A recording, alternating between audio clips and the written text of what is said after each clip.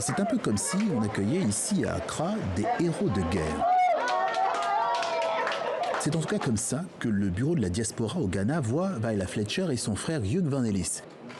Ces centenaires célèbres sont les deux derniers témoins de l'un des épisodes les plus marquants de la violence raciste aux États-Unis, le massacre de Tulsa, le 31 mai 1921.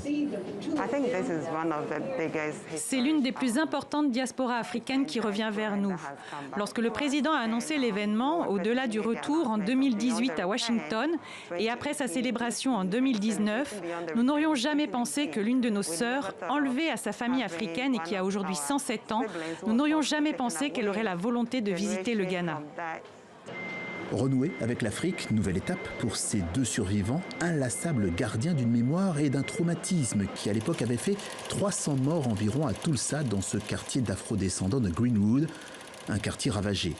Le combat d'une vie pour Vaila Fletcher et son frère pour rappeler que ces gens, loin de leurs racines africaines, n'avaient aux États-Unis ni le droit d'exister, ni celui de prospérer économiquement. On appelle ça le redlining aux États-Unis, c'est-à-dire l'impossibilité de posséder lorsque vous êtes un noir, de devenir propriétaire. Donc il y avait le massacre et il fallait détruire toute possibilité d'émergence d'une bourgeoisie noire américaine. C'est le double massacre de Tulsa.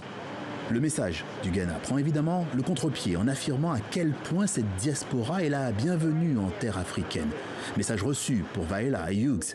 Et si à leur âge avancé, les deux survivants ne s'expriment plus beaucoup, leurs héritiers le font à leur place. C'est la première fois que je me rends sur le continent africain et je suis tout simplement ravie d'être ici. Ma famille est heureuse d'être ici.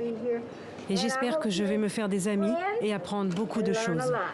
Le Ghana est avant tout une démocratie stable. Nous venons des États-Unis, nous sommes donc afro-américains et nous préférons les démocraties stables. Le Ghana, premier pays d'Afrique subsaharienne à obtenir l'indépendance en 1957, qui ainsi affirme un peu plus sa volonté d'être pionnier dans l'organisation d'un retour des afro-descendants éparpillés dans le monde entier.